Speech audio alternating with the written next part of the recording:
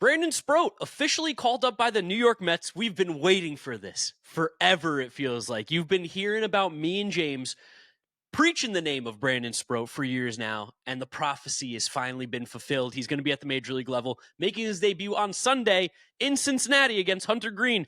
Big game for the Mets, big game for Brandon Sproat. Let's go ahead and talk about it. But of course, before we do get going into it, make sure you are subscribed to the Mets'd podcast channel. All of you right now watching on YouTube, go click that subscribe button. Make sure you are subbed. We want to hit 11K on here. And if you're listening to us on Apple Podcasts, Spotify, Google, whatever it is, drop us a rating, drop us a review, download, and also come on over to the YouTube channel and subscribe. James, how excited are you for Brandon Sproat's debut? I'm excited about Brandon Sproat. I think that he faded a little bit behind the other pitching prospects. Of course, Christian Scott last year, and then the way that Nolan McLean and Jonah Tong have been already in the major leagues, and the way that Brandon Sproat especially began his season at AAA, I think he really receded to the back. He got dropped off a lot of top 100 lists. That was our rallying cry last year. Brandon Sproat's a future top 100 prospect, and he peaked in the 20s and 30s on some lists when he really got to AAA last year. But you've seen a pitcher who's already dealt with lots of adversity. You see a guy with a huge collegiate track record. You see someone who has gotten over the hump and made some critical adjustments that I think are really going to help him at the major league level. And it's fun that we're going to have all three of these guys in the major leagues together.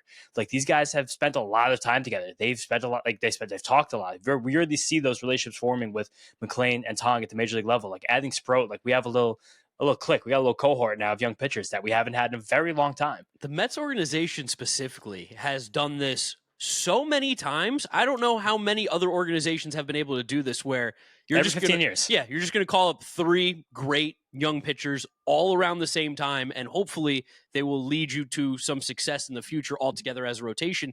I mean, Tong was posting about it on Instagram today. Nolan McLean was posting on Instagram. It is cool to see that these guys are not only good, but they're also riding for each other so hard like that.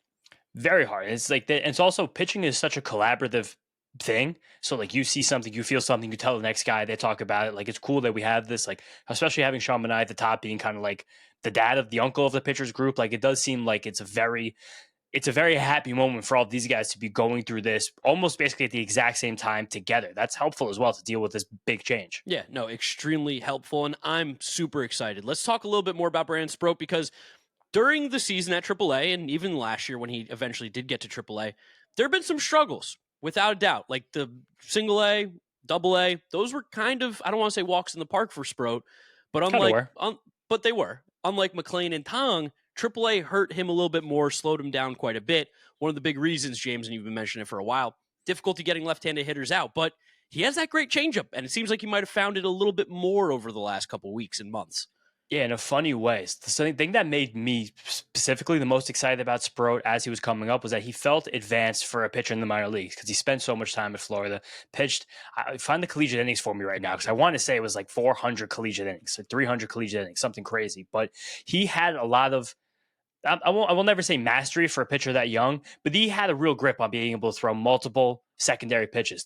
He's only thrown 14 more innings as a professional than he has at the college level. 223 in college, 237 in the minors. So that's crazy. That's so many innings pitched, especially compared to Tong and McLean. That's like an entire extra multiple seasons that Brandon Sproat has already pitched in terms of like what you expect for a major league workload. But the thing that made Sproat so exciting was that he was able to have mix in multiple secondaries. That was overwhelming for the lower minor hitters. He could mix a curveball, a changeup, and a slider with a fastball and a sinker. And these guys would be like, I'm not ready for any of those things right now.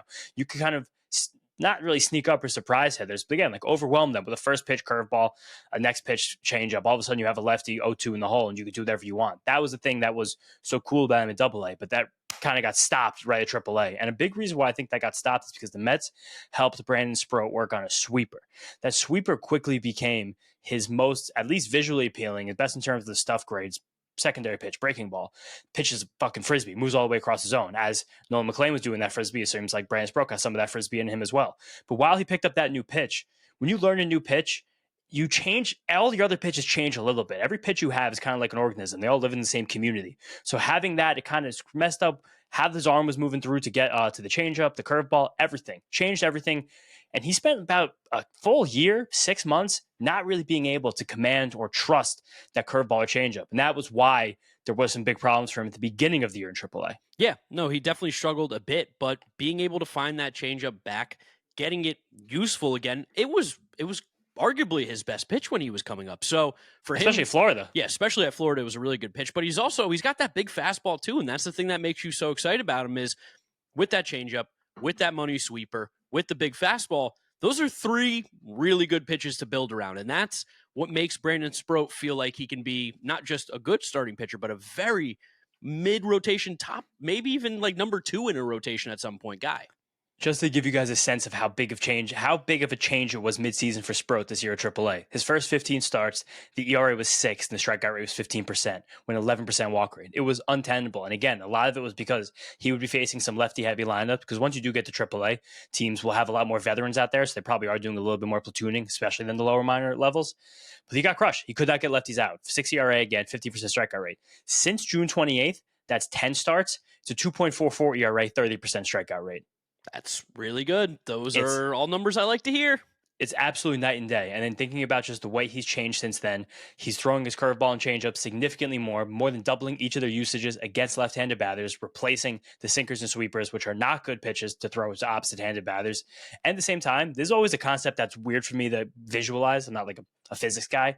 You ever think about horizontal release point? Because vertical release point makes tons of sense to me in my brain. Yes. Horizontal, it makes much less because just being on that different axis. So for horizontal release point, is it based on like where your arm is out, or is it the horizontal axis like in front of you? Like how far back? It's how much crossfire you have, basically. Interesting. It's where in terms of like, let's say it's a straight line right here. The YouTube people are getting a much better view of this. So it's more angles. Yeah, it's like a y-axis and an x-axis. Okay, interesting. So that's how it is. A 3D y and x-axis. Yes, the 3D parts, that's where I always get botched up in it's there. It's almost a Z.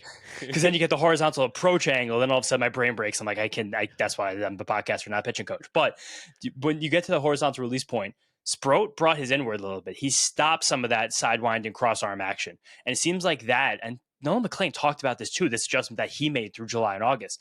That helped him get much better command and much better consistency with that changeup and curveball. And once that happened again, he once again became one of the best pitchers in the upper minors. He's been pitching that way for a few months now. He still has the sinker and the sweeper to throw the righties.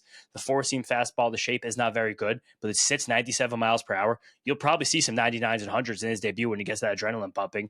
It's become a much more complete pitcher, and one that wasn't that, again, a year ago when he got to AAA. Game on. Week 1 starts now, and every touchdown brings you closer to a payout with DraftKings Sportsbook, an official sports betting partner of the NFL. This isn't just football. It's first touchdown fireworks, anytime TD rushes, and live bets that ride with every momentum shift. At DraftKings, every play is your next shot to win. New customers, this one's for you. Bet just $5 and get $300 in bonus bets instantly. Plus, grab over $200 off NFL Sunday Ticket from YouTube and YouTube TV. Your season starts now. Download the DraftKings Sportsbook app and use code FOUL. That's code FOUL to get $300 in bonus bets instantly when you place your first bet of $5 or more. Plus, over $200 off NFL Sunday Ticket from YouTube and YouTube TV in partnership with DraftKings. The crown is yours. Gambling problem? Call 1-800-GAMBLER. In New York, call 877-8-HOPE-NY or text HOPE-NY at 467-369. In Connecticut, help is available for problem gambling. Call 888-789-7777 or visit ccpg.org. Please play responsibly on behalf of Boot Hill Casino and Resort in Kansas. 21 and over. Age and eligibility varies by jurisdiction. Void in Ontario. Bonus bets expire 7 days after issuance. For additional terms and responsible gaming resources, see dkng.co/audio. What's really cool too, and you've mentioned it with Tong, we've mentioned it with McLean, these guys are sponges. Like, they are constantly taking in this information, making tweaks, making changes. They're not comfortable. They're not, content with where they are. They're trying to get better. They're trying to make improvements, trying to, change things for the better. And that's really cool to see that it's worked with McLean so far. It looks like it's working with Tong. And now Sproat, with the changes that he's made, there's clearly a success. And I'm sure as a pitcher too, it's got to feel incredible for a change to be made, see that result actually be like so much better than you were having. And then even for guys in the organization, it's got to be huge to be like, oh shit, like Brandon Sproat was getting his tits lit in AAA. Now he's going to be pitching in the major leagues and people are really excited about him again. That's really cool. And there probably is some kind of cool pride moment for Sproat too, because this was a little bit more of the pitcher. Again, he was back when he was pitching at Florida. And again, it's hard to compare like collegiate pitching to minor league pitching to major league pitching, but like he was a bit more of a wild Arsenal guy that would kind of get through guys with velocity but have enough stuff to mix in. And again, now that we've moved into where he's gotten this stuff back, against the righties, he's throwing 4 different pitches at least 18% of the time. And against the lefties, he's throwing 3 different pitches at least 15% of the time. And there's only one repeat pitch in those pitches. Like, it's just, he gives very different looks to each side of the plate, and it's a it's a comfortability with 6 pitches right now that is the same way that we're seeing Nolan McLean be so successful. It's like, if one thing isn't working, I have a backup plan. I can go to that. It's really, I'm excited. I think also it's kind of weird. Got to be weird for him that these guys passed him up, guys that are younger than him, guys that were drafted after him. And they got these calls before him. But no, maybe hopefully it just makes him that much hungrier to kind of do what he's got to do. I'm sure the Mets, let him know what the situation was. I will say, if there's anything I don't love, it's making your debut, though, in Cincinnati. That definitely scares me a little bit, and I do want to throw some caution to the wind because that is the most hitter-friendly ballpark outside of Coors. And you can use that saying, right? Most hitter-friendly ballpark outside of Coors? Caution to the wind. When you're throwing caution to the wind, that's you being, I don't care about danger. Yeah, 100%. I thought that was like you being like, whoa, guys, watch out. It's like I haven't done that in a while. Damn. It's like you want to have another beer? Yeah, let's throw the caution to the wind. Like, that's what you would do for caution to the wind. I thought like throwing caution to the wind was like, let's relax a little bit, let's chill out. No, but then you want to keep your caution because if you throw it to the wind, the caution's gone. Everybody finds out. That's why it's like let everybody know about the worry. It's like, here's the caution. See you later, caution. No more caution. Well, I've been using that wrong my entire life, 29 years. Good to know. Yeah, there you go. It's a good one there. But I don't know, I'm sure they were open with it. It also seems like they have been open with Sproat too about stuff about his role, because right before he just made his last start in AAA, which was a freaking gem, 7 innings, 9 strikeouts, 2 walks, 3 hits, no runs. Before that, they tried to bring him out of the bullpen. He came in after the first inning, and it was not a good adjustment for him. He got lit up by the Pirates AAA team, the Indianapolis Indians, I believe they're called. But it was 5 runs. I think it was 5 runs right off the bat when he came in the game. He settled in after that, but it seemed like, at least right now, and again, this will all change. I'm not telling you that Brandon Sproat's like a prima donna or a diva. Course, yeah. I have to start, but it seems like to keep him more comfortable, at least at the start, he will be starting. And also for the Cincinnati comment, 55% ground ball rate since he made those changes to the repertoire. Okay, that should help a lot. I'm trying to think lefty batter wise. It's Ellie and Friedel. Lux Fraley is a lefty, I believe, as well. I believe they cut Fraley about a month ago. They cut Jake Fraley? He's on the Braves? Yes. What? Yeah, that was probably part of the decision as well. They don't have the most platoon-rich roster. It's Friedel, it's Lux, it's Ellie as a switch hitter, and I'm sure Will Benson finds his way into the lineup. Wow, I can't believe they cut Fraley. Fraley's a good baseball player. Again, I think this is always something that's like, if we thought of something, David Stearns and the Mets have thought of it a week before us. I'd hope so. I mean, we know they're the copycats out there. If me or James mentioned something, all of a sudden it happens. So I'm really excited for Brandon Sproat's start. You mentioned it's cool that we're going to see Tong, Sproat, McLean like all in order as well, 3 in which a row. is really cool.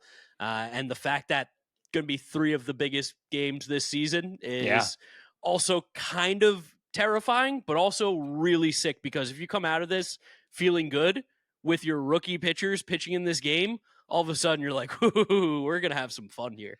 I got an elite quote from my cousin Matt, former intern of the Mets'd podcast, my cousin's group chat today. Shout out Matt. Remember the Matt Minute, never forget.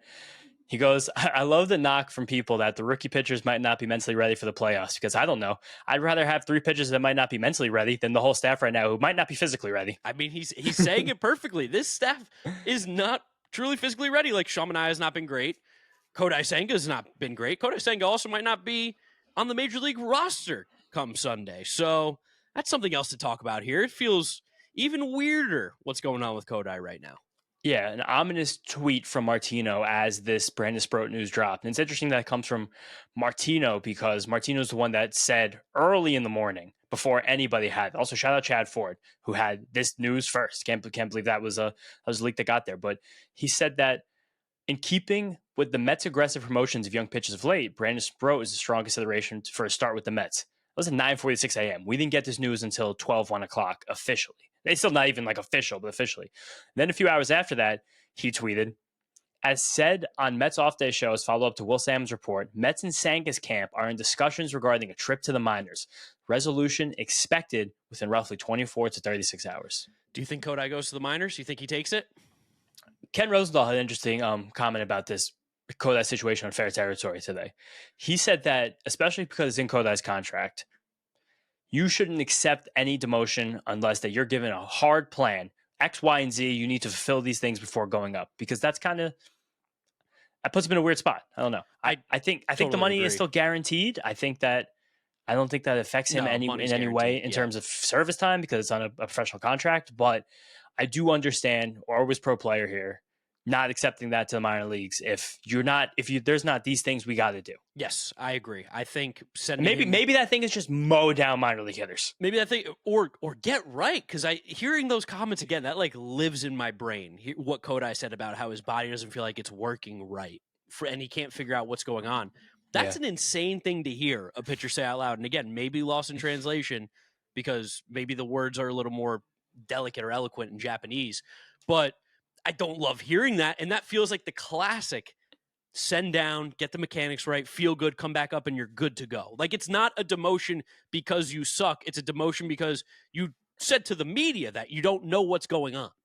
FT fam, designer clothes can be expensive, but we want our clothes to look good. We want to feel good. We want them to be affordable. And Kratz, if you tell me that I can wear a t-shirt that looks like it's tailored, but it's not actually tailored, and it just comes that way, then sign me up for True Classic. Have to. You got to sign up for it because these shirts are soft, they're thin, they're durable, and they're very versatile. You can wear them to the gym. You can wear them out to a nice dinner. Let's get after it because these shirts are the real deal. They are. Check it out. I've got one of the performance ones. It's a nice blue, fits well. I can go to the gym. I can go out. I can do FT in a shirt like this. FT fam, there's a reason why True Classic has sold over 25 million shirts to more than 5 million customers, and they are racking up over 200,000 five-star reviews. See for yourself with our exclusive link at trueclassic.com/foul to save. That's trueclassic.com/FOUL. Real quick, before we get going into more about the Mets, this episode is sponsored by Moomoo, a free investing app that's now an official sponsor of the New York Mets. And look, Moomoo's actually doing a lot for Mets fans, maybe even more than the front office, because Moomoo is giving away tickets to Mets fans for every Monday home game this season because of Moomoo Mondays. That's right, just for being a user, you have the opportunity to get free tickets to a Mets game on Mondays at Citi Field. Plus, they're running a wild promo right now where if the Mets win 100 games, one lucky Moomoo user will win $1 million. And even when the Mets hit 50 and hopefully 75 soon, they're giving out thousands in prizes as well to Moomoo users. Moomoo also gives you up to 60 free stocks when you make your first deposit, and you can earn 8.1% APY on uninvested cash for 3 months. That's real money just sitting there that you are going to earn interest on. It's got pro-level tools, it has research, it has zero commission trades. Moomoo not only wants you to invest on the app, but it wants you to learn so you know how to invest better. It's really helped me understand the market and understand what I should be investing in even more. So join the 26 million users already on Moomoo today. Go to my link, start.moomoo.com/giraffeneckmark, or click the link in the description of this video to get started today. Yeah, and again, we just went through this for Francisco Alvarez, and this was a different situation. It did seem like the Mets were doing that partially, at least, to manipulate his service time. And also, I think they want him to take some swings with his normal batting stance that he hit nearly over 20 home runs with as a rookie. Definitely, that was going to be the next point. It did help him a lot. Like, all of a sudden, like, the mental side of it changed pretty instantly when Francisco Alvarez got to go to the minor leagues and just bludgeon players that were worse than him. Michael Conforto, remember he got sent down? I mean, it's Yeah, worked for forgot that. specifically Mets players in the past. Some other guys, maybe not of the same mental fortitude. Jerry Kelenic. It hasn't worked. But for Mets players in the past, it's ended up being something that has improved their game.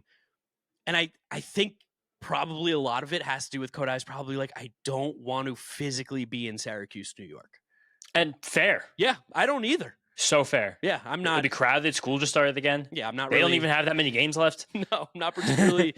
We are like, we could talk to some players up in Syracuse. We're like, I think we're okay. Go to Syracuse, That's the problem with it. And you can confirm do it. But that's going to be interesting. You guys might know about this by the time you listen to this. But I think since we don't have the move yet, the corresponding move for Brandon Sproat being called up, it feels like that kind of might be it. I'm going to say that Kodai does not go down.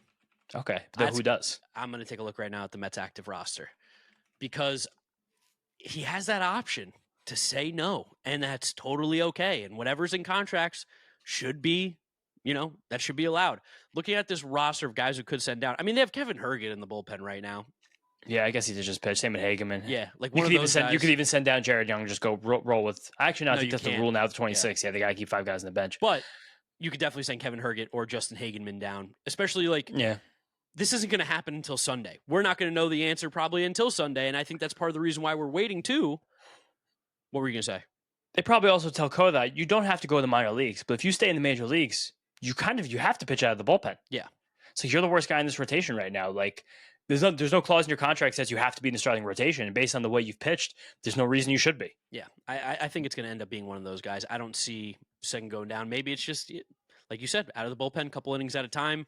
Give me 3 innings. Give us 3 innings, see what you got, get your stuff right. Mets have a lot of guys that need to get their stuff right now on the pitching side. Don't particularly like it. It's crazy. I have the most faith in the guys who have pitched the least. I know. That also says a lot about where baseball is now. Like Tong, and I'm thinking about Peyton Tolley and the Red Sox too, especially.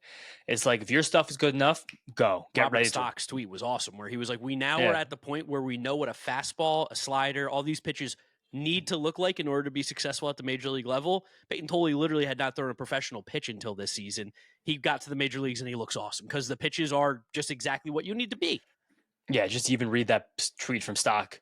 The pitches, shapes, and required velocities they're going to excel at the MLB level are 99% figured out.